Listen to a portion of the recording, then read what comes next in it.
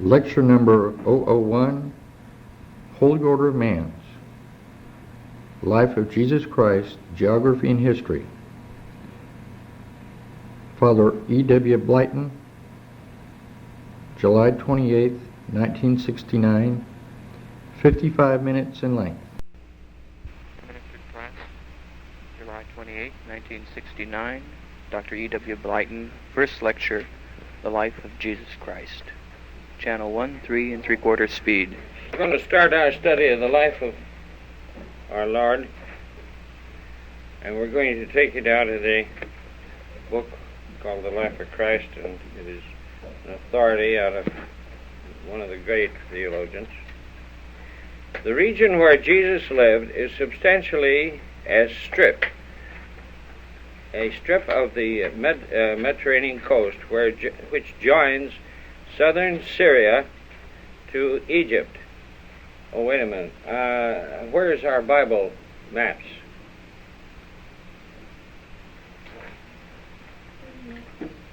In the office?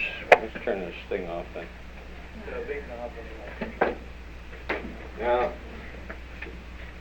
we have Bethlehem is right in here. Now, here is you see the great sea. Here's Judea. And then we have Jericho up here. Remember the story of when they marched around the walls of Jericho. Then here is the salt city here. And then we come over here and we're coming in toward the desert area. And there are some, I think it's way over here, there's a little bit of mountain country. And then we come down along through here and we find many other names that we'll see in the Bible. Here's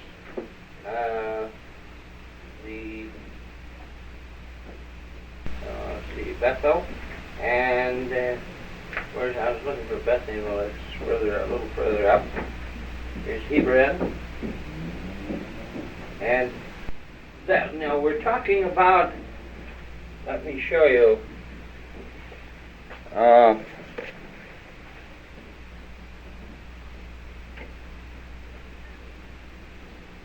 That represents, put another half inch on there, it represents 40 miles.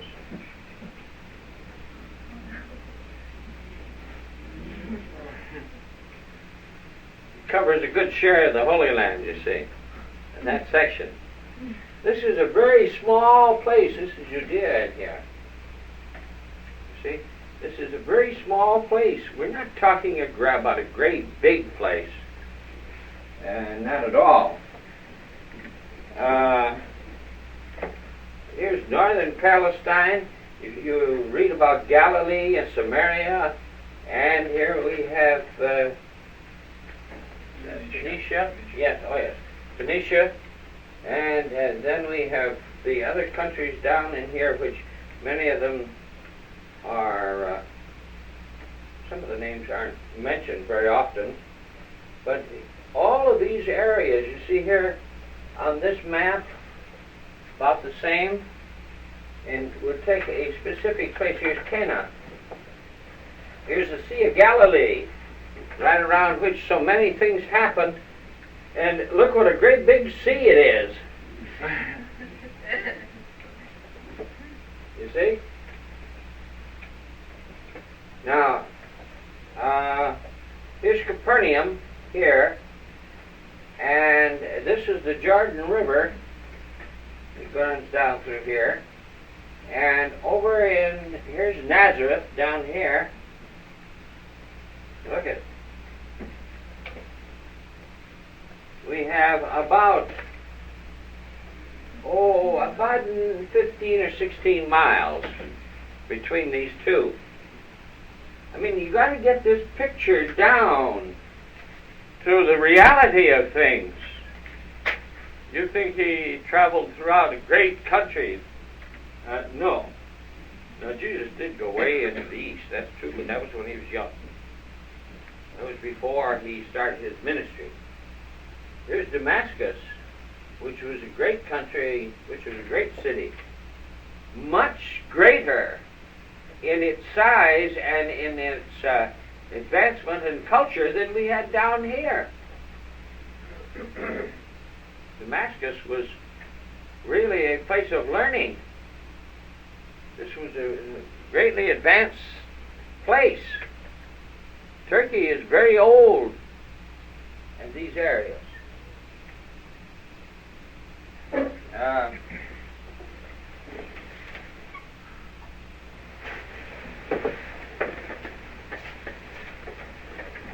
This is the Empire of Persia. And here we have the Babylonians, New Babylonian Empire.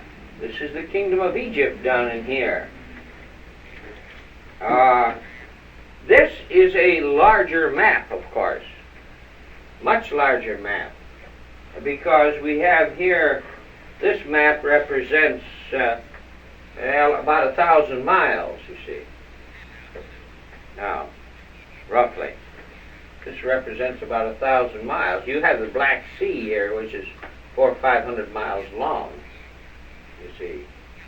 And here's the Great Sea that you were talking about. The rest of this is down over here. This is Ethiopia in here. And then we have places where Rome was in. And here is, where is that? Here's this Caspian Sea in here. Now we're talking about a great country here that is, there's a lot of mountains over in this way. But you know the highest mountain, highest hill around Jerusalem is about equal to, a little bit over, maybe twice as high, we'll say, is the level between Market Street and where, let's see, around about the top of Nob Hill, about 1.5 as high as that. Now that's the tall mountains.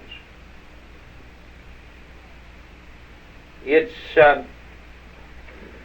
600 and I think it's, if I remember right, 650 feet going up Leavenworth to California, corner of Leavenworth and California above Market Street level. And the average, there's only about 1,500 or 1,600 feet in the neighborhood of that, above the sea level. Oh, you might find a pinnacle rock that might stick up there somewhere, but I'm talking about the mountain range in general. Now, these were not high mountains, and they were traversed very, very well. There were not very many places where you get off by yourself, what you'd call off by yourself, like you go off down here and in the desert down here, and what do you call it? I was going to say the Gobi Desert. I mean, Mojave, yes. Mojave Desert, you could go out there and see nobody for a long time. But these had roads. These were all leading into all of these cities around, you see. Trade routes and traversed ways, army and personnel traveling back and forth, running couriers to Rome and all over. And it was remembered that the Roman army had control of most of this section. Now, you could put the Roman army in out here in the Mojave Desert, and where would they go? They'd get lost. That's for sure. But there, it was important. I mean the army, that part of it that was there. We have to get a better perspective of what the life is and like. Now, here's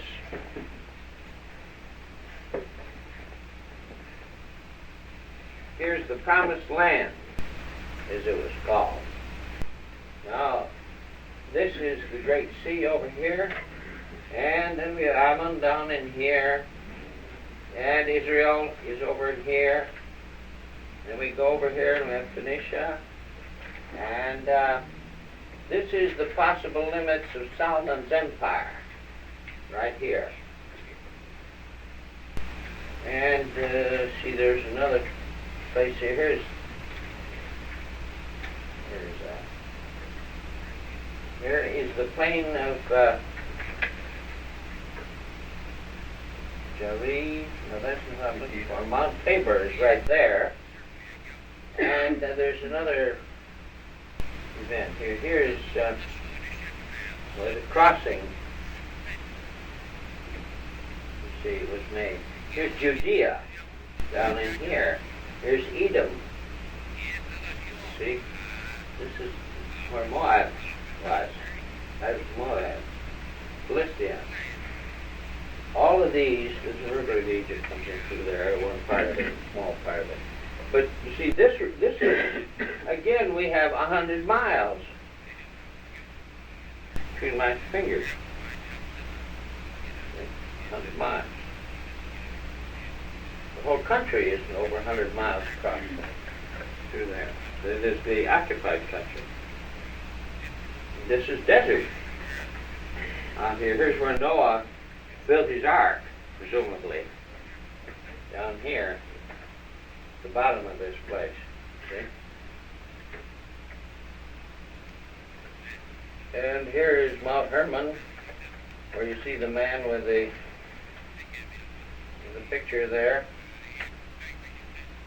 Now, you can wrap up the whole Bible in a very small area, after all.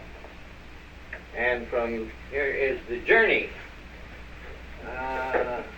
from Egypt to Canaan.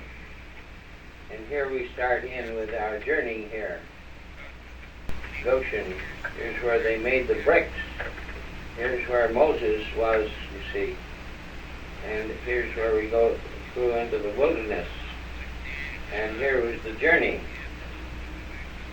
And we went back up through here. We're here, part of them went over this way, part of them off here and up into here, fishing. All right, there's the journey. We still have a width of travel of about 200, a little over 200 feet, 200 miles, and the length of this journey, 3, 4, possibly 500 miles in 40 years. Doesn't sound too reasonable, does it? Now, I'm not criticizing the scriptures. This was the Red Sea.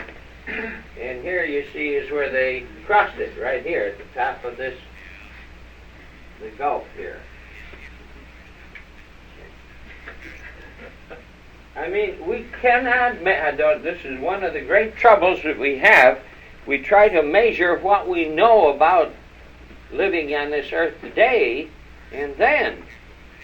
And this is where our mistake is. You think of a house, and you read a story in the Bible, and you think of a house, and you think of a nice stone building, and maybe 2 or 3 rooms in it, and a fireplace and a kitchen, and you kind of picture something like you would in a log cabin, you see. You know, a nice log cabin. Well, if they'd had a nice log cabin, they'd have been millionaires, you see. Now, they had stone buildings, this is true. But these were not homes, essentially, because most of the houses had maybe 1 room in it, and then some recessed beds in here in places. Men and women slept in the same rooms, and people came to call, they slept in the same rooms. There was nothing thought about that. This was the common way, yes. Some of the castles in the Roman people had, yes.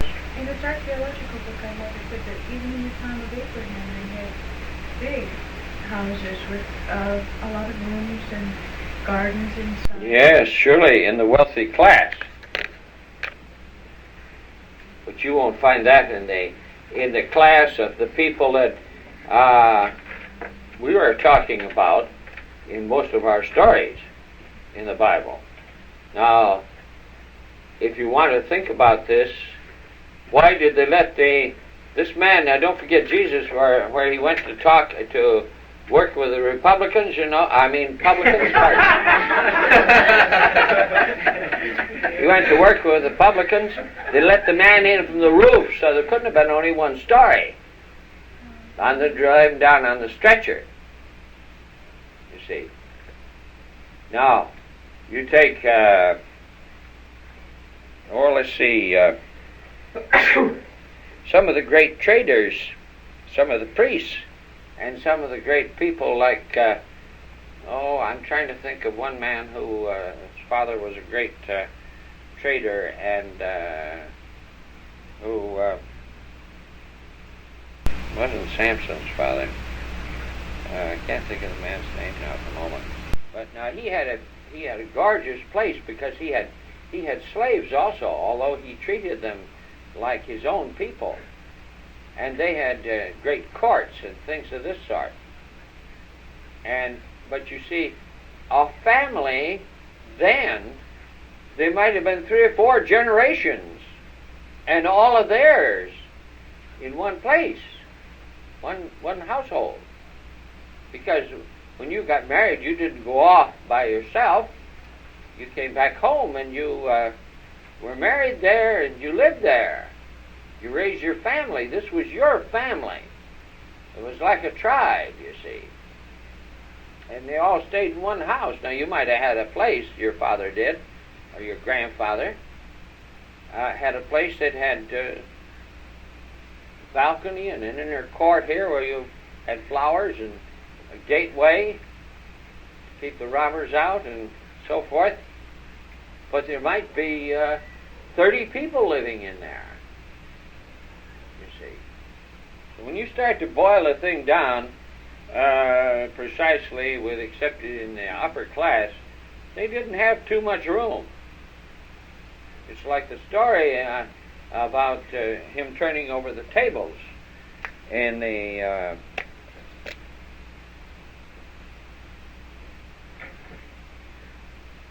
money changers.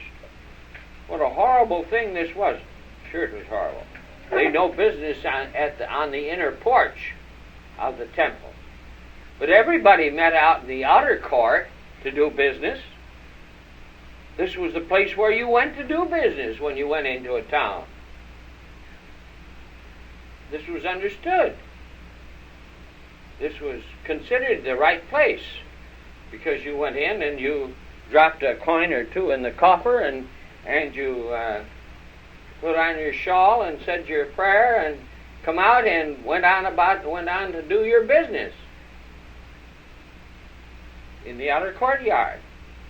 Now, if we did that today, somebody started meeting in the outside of the church in the vestibule. If you can imagine a vestibule about the size of a church that didn't have any roof on, why, you'd say there were heathens. You never take business into church, but this was the only place they had, central place. The Sanhedrin met there in part of the church, you see, in part of the temple. The scribes, whose profession it was to write and to write documents, they had a place there, their tables, where you could hire them to write a document or a contract. That was their business, and you always knew where you could find a scribe. Usually, and that would be at the central church, in the town. See, these are things they don't tell you unless you dig into the real understanding of the Testament itself. But now, when we say on a journey of 500 or 600 miles, remember one thing: they didn't move as fast as you walk. They were moving a whole store, whole housefuls of things. Great oxen. I don't know if you ever walked alongside of an ox or not, but He just doesn't get up and go. Believe me, he don't. And if he makes a couple of miles an hour, why, boy, are you lucky. And they were bringing children with them and women. And they were loaded with, well, I know that's a slow thing, but you see, they had their whole families, you see, and they were bringing, were drawing cattle along with them, all in this journey. And they were moving their whole households, whatever they had.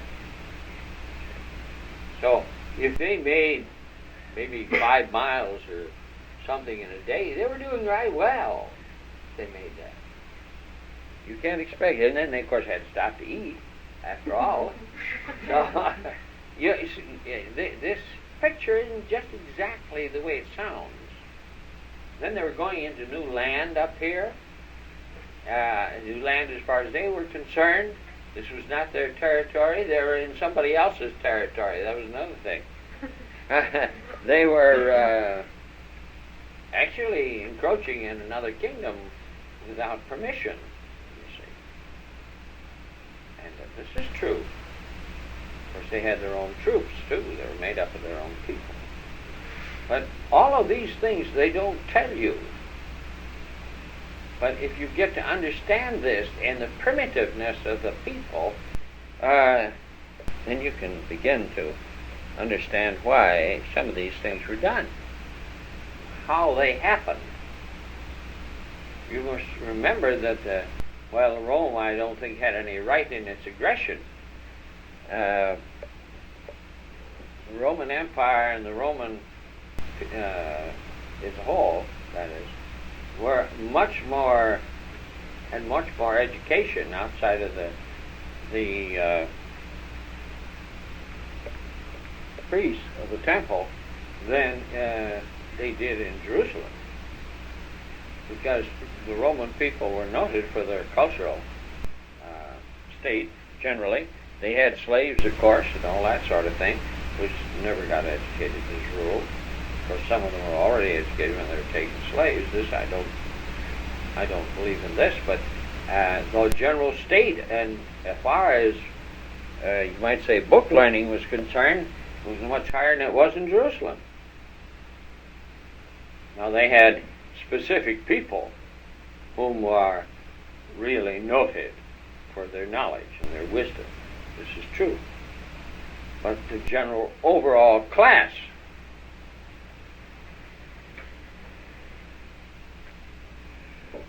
the trades, as far as artisans were concerned, in that country did not live in Jerusalem because there wasn't the demand.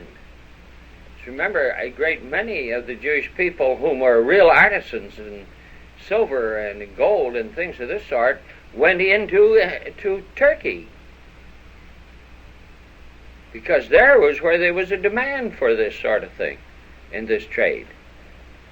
The leather workers, yes, they had very fine leather work. But in Turkey, they also had this. But many people, the real gifted tradesmen, went into other countries because here was a greater demand for it, because they were on greater trade routes, and they shipped into the far east and the far corners of the earth. Jerusalem was not really at that time on a real trade route that went everywhere, you see. And but they had trade routes that came out of there, that's for sure. Great caravans. But the ones that came out of the desert, the greater caravans. Now, I'm not an authority on this. This is just a gleaning sort of the things that were outstanding. And I wanted to have you get an idea of the size of the place we're talking about, and a little understanding of its. Now, its wealth was great. There was no question about it. I'm talking about gold and silver and this sort of thing. Was great because the people of that land were great travelers. and they were tradesmen, that's for sure. That is, I'm talking about bartering and buying and selling. And of course the Bedouins and the desert people, this was their mainstay as far as that's concerned. Is there any question now? Yes? Could you say can you represent the population? Well, I think we're going to get that right in here, because this first chapter is called Jesus' Country. Yes.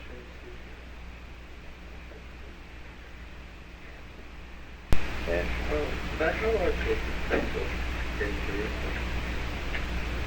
We will You have compare that. it to a building. Building?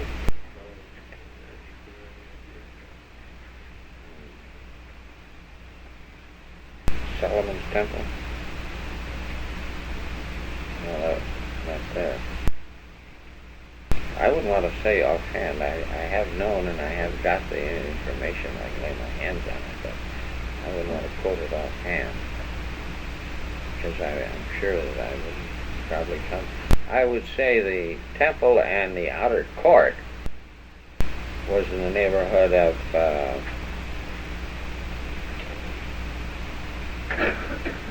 about 3 by 400 feet, maybe. The neighborhood of that. Something of that nature. I wouldn't, that's not a quote, understand, an exact, that's just a summation of an impression, which I'm not quite sure of the figures, so I'll say about that. The region where Jesus lived is substantially that strip of Mediterranean coast which joins Syria and Egypt. Throughout the centuries, this region has had various names and different boundaries. Today is called Palestine, as it was by Herodotus, and its boundaries are in part natural and in part conventional. Palestine is flanked by natural boundaries, the Mediterranean on the west, the Syro-Arabian desert on the east, and on the south and the north, her natural boundaries are not so well defined, although in the north a clear enough division is marked by the Libyan mountain range. This descent parallel to the Mediterranean and is bounded on the interior by the anti-Libyan range, from which Mount Hermon rises like a vanguard. The pass between Hermon and Libyan may be considered the northern boundary of Palestine, and the southern boundary is represented in general by this is one I don't know.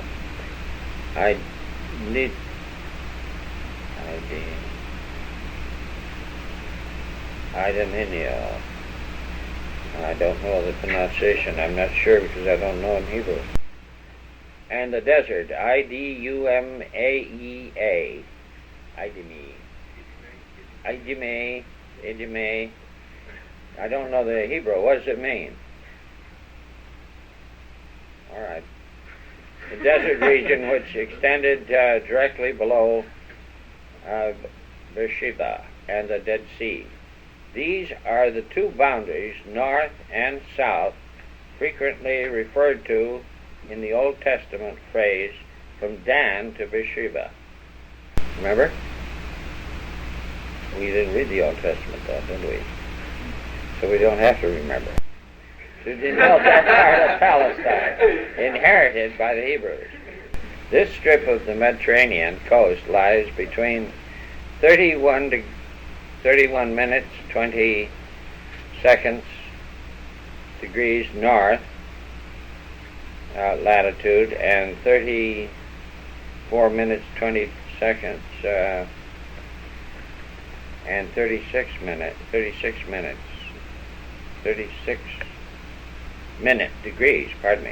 degrees east longitude. Its length from south, the southern slope of Mount Libya to Beersheba measures 153 miles total in width, from Mediterranean to the Jordan River. Varies from a minimum of 23 miles in the north to a maximum of 93 miles below the Red Sea. The area west of the Jordan is just over 6,000 square miles. The east of Jordan, in the modern political unit covering this territory, covers some 3,660 square miles. The total area of Palestine, therefore, is about 10,000 square miles. That is slightly larger than the state of Vermont. That isn't very big, is it? The striking difference between its negligible size and its moral importance caused St. Jerome to explain. He hesitates to describe the extent of the promised land, lest we should seem to be furnishing pagans with an opportunity for mockery. The entire region is divided into two parts, mentioned above, by the deep depression through which flows the River Jordan. This rift is a geological phenomena unique on the globe. It stretches south from Mount... Say, I wonder if one of you want to follow this map through here, show some of these points on here. Can you do this? All right. Get the map of the Jerusalem area, Palestine.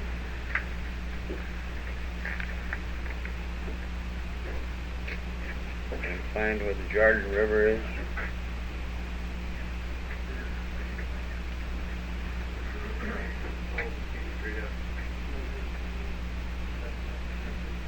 All right. Now, the Jordan River. The rift is a geological phenomena unique on the globe. It stretches south from Mount Taurus, Taurus, Joe.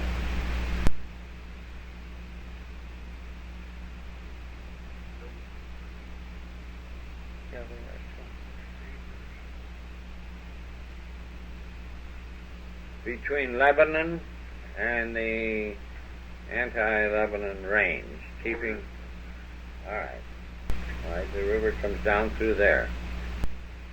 It keeps sinking deeper and deeper as it advances through Palestine, reaches its lowest level in the Dead Sea.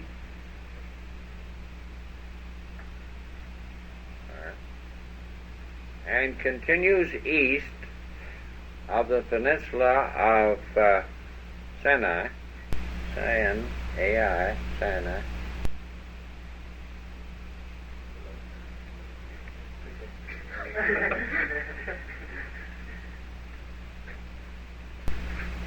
Is it down there? Yeah.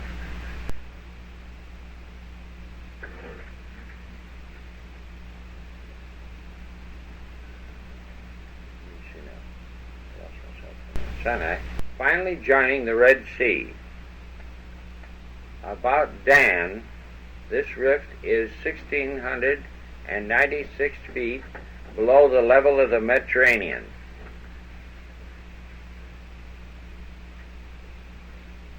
All right.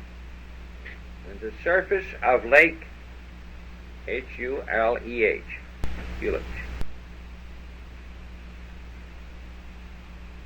about 6 miles further on. All right. Is only 6 feet. He's only 6 feet above sea level, and that of the Lake Tiberias, about 10 miles to the south, Yes. All right. Is 682 feet below sea level. Yes. Yeah.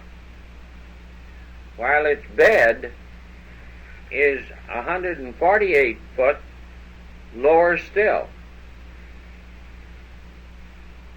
You see what they're telling us? The great depth below the sea level, and yet it flows into the Dead Sea. Finally, the water level at the entrance of the Dead Sea is 1,292 feet below the Mediterranean, while its bed lies 1,300 feet lower. This is, therefore, the deepest continental depression known on the globe.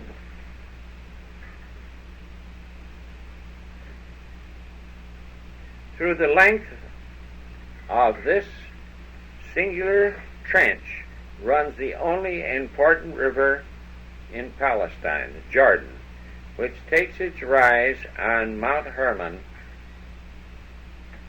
after forming the Lake Eula and Tiberias. It flows on into the Dead Sea, where it ends without ever reaching the ocean. It is described, this fact, in an unusual style. This Jordan never reaches the sea, but flows unchecked through two successive lakes, Eula and Tiberias, to be absorbed in a third, the Dead Sea. The length of the Jordan from the influence of its various sources to Lake Eula is about 25 miles. The lake itself is from 9 to 15 miles deep and is also 4 miles wide. From Lake Eula to Jordan, the Jordan makes a swift descent of about 10 miles to form Lake Tiberias, called Gennesaretas in old ancient times. The latter, almost oval in shape, measures about 7.5 miles across at its widest point and is 13 miles long. From Lake Tiberias, the Jordan proceeds 68 miles to the Dead Sea. Actually, its course is more than double its distance because the river bed is so tortuous. At first, the average width of the river is 80 feet in width. In depth, it is 6 to 9 feet. Its banks are covered with wild and luxurious growth. But at 6 miles from the Dead Sea, the vegetation almost ceases, and the water becomes blackish, and the stream wider, 231 foot, and more shallow. The Mediterranean coast, from the southern slope of Lebanon to the promontories of Mount Carmel, has a width of from 1.5 to approximately 4 miles, and east it rises in the highlands back of Jerusalem. Well, you get a better idea of the shortness of everything and the confinedness of the entire story. Okay, thank you. And you can look at these two after class to get you a better idea. Yes? The point that the slowness of travel made the place look bigger to people. That's right.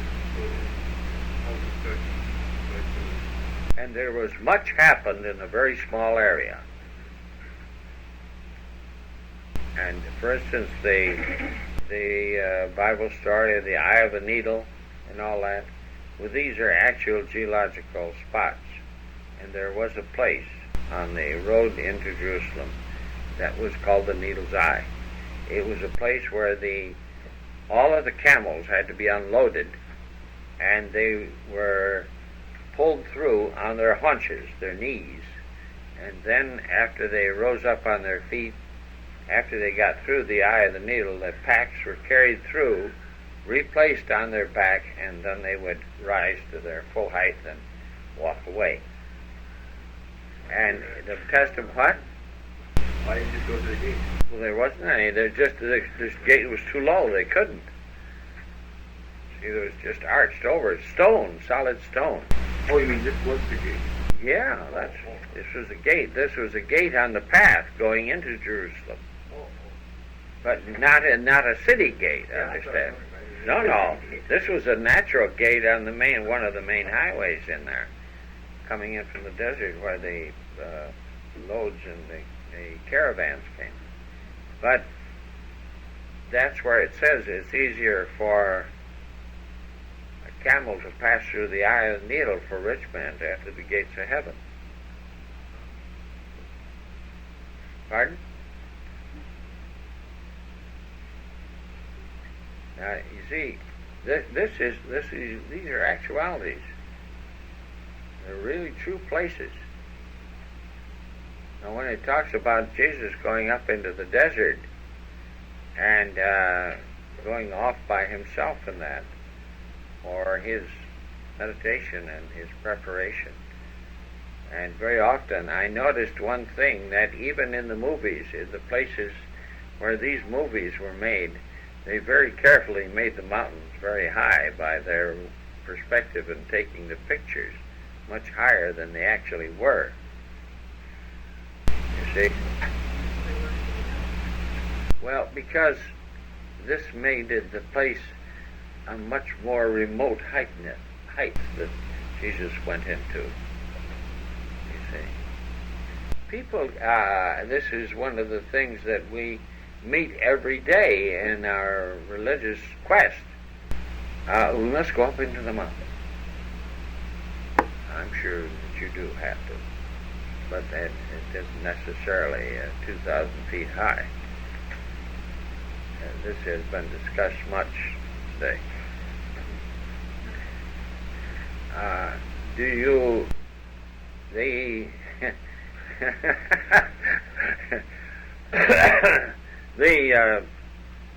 For instance, Jesus' family, we very often hear of the state and condition of his family. His family was not poor. They were middle-class people. They were tradesmen. They were free men.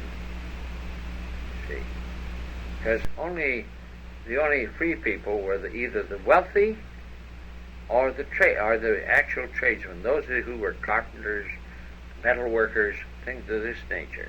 These are free men. That's where the Masonic order came from. Freemen, Freemasons.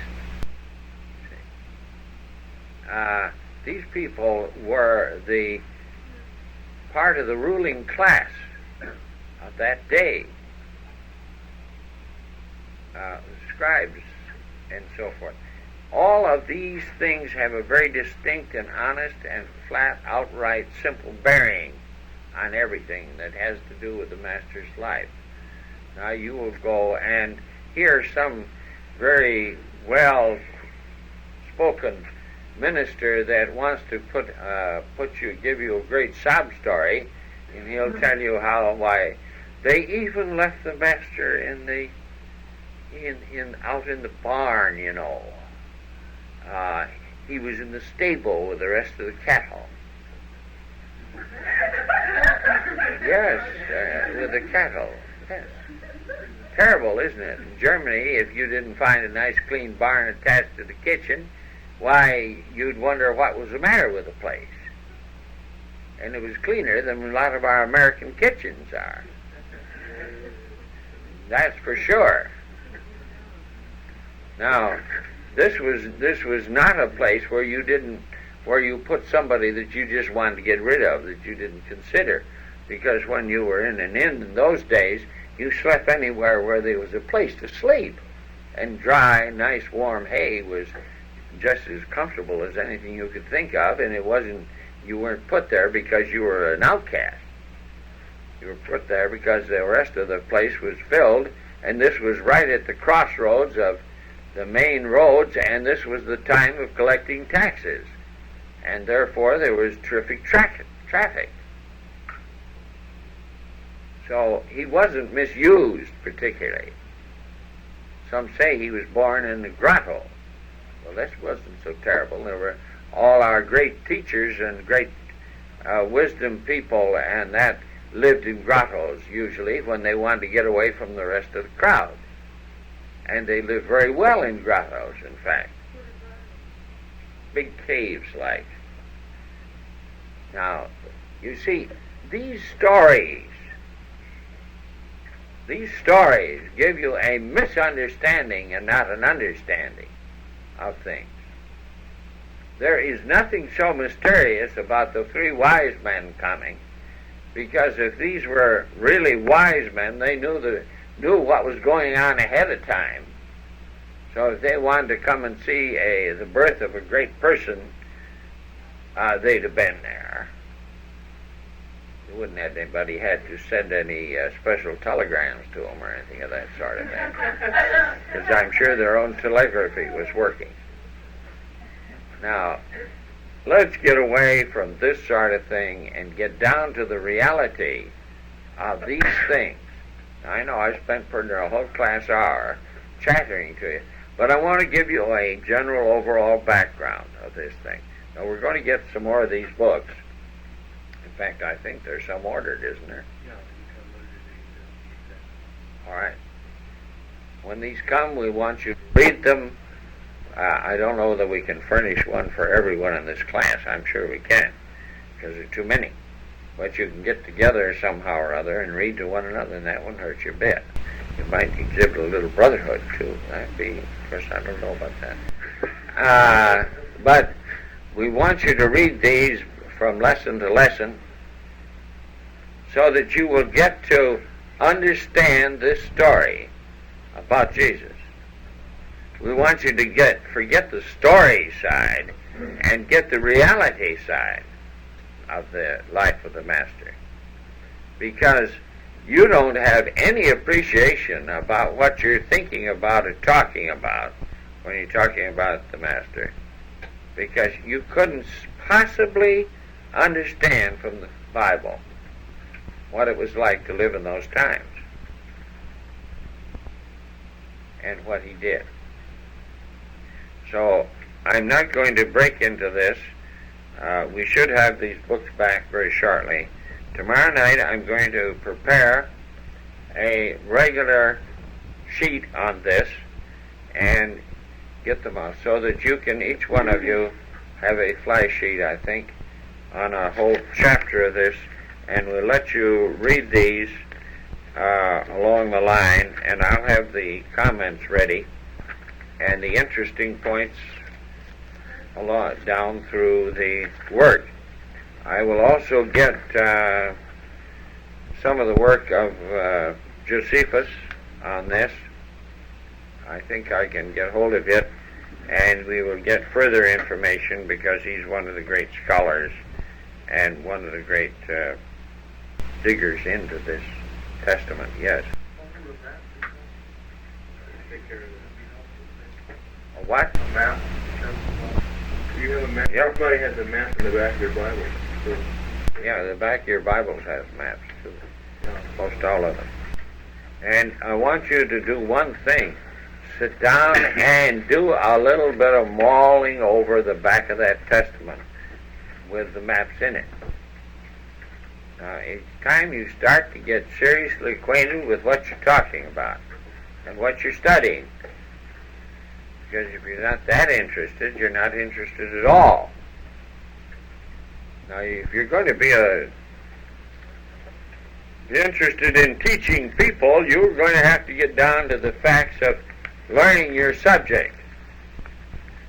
And then when you get to be, maybe some may make it, get to be a teacher, well, then you'll have to learn about everything, so then you abandon the books.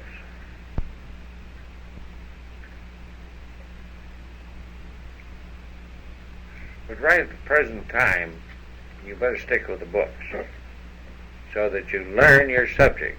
you wouldn't think of going into school and studying sociology without a pretty fair cross-section of the United States or many cities or something of that nature to study. Now let's find out where the big boy lived when he was here, at least. Get to understand that. And if we do, why, then we'll get something out of this. This will become a reality, you see. You hear it talked about, preached about, all these other things. But you've never got down to the point of really knowing him. Never. You can't know a man unless you know something about him. It's like a person that came to me about, I guess it was 45 years ago, probably, in the neighborhood of that anyway, and he was a teacher, one that I made a short contact with for about 7 or 8 months, and gave his name and everything, and he had been a doctor, quite an eminent one too, but had joined the easy side of teaching, from the top side down. That's where they don't talk back to you very much. And I hunted all over for almost 4 months trying to find out where he had lived. And then I began to get a background on him and know something about his background, and then I began to appreciate this man. Began to understand him as he was when he was on the earth plane. You see. Now, this is not a reality to you people yet. You still got heaven so damn far away from you, you can't find it. Let's face the facts. And that's the plain, simple truth. It is there. The dam. Right there. And that's what we got to break down. Because until this becomes a reality, you're just talking about Grecian mythology, that's all. You know? Just talking about Grecian mythology. And you'd be surprised how much truth there is in Grecian mythology.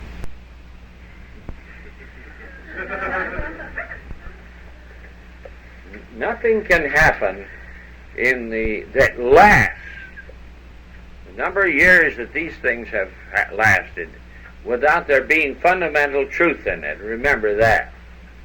All these other things die and short-lived. Because truth cannot last. Anything can't last unless it has some truth in it. And these are very old.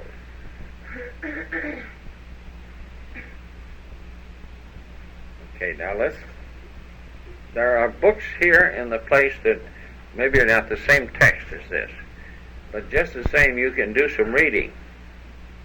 I'm sure we got some books on Jesus, and it won't hurt you whether they're by the same author or not. At least you'll get some understanding. How many books do we have? Aren't there any beside this? Well, at least somebody can.